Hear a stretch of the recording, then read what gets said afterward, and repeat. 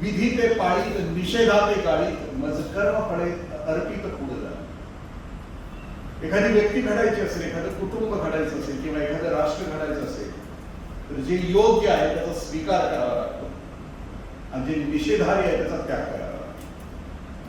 ही संस्था स्थापन करत असताना एका चांगल्या म्हणजे प्रकाश आमटे आणि मंदाकिनी आमटे यांच्या असतात. कारण असं म्हटलं जातं की जगी ऐसा बाप व्हावा ज्याचा वंश सिद्धीस जावा. प्रकाश आमटे अशा महान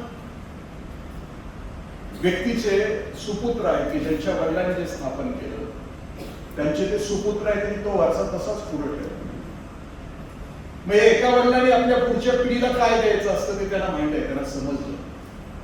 एकट्यासाठी जगायचं नसतं.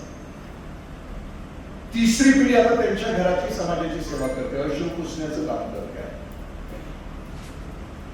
हे बाबांनी जो प्रवास सुरू केला तर प्रवासाची पुढची पिढी प्रकाश आमटे आणि मंदाकिनी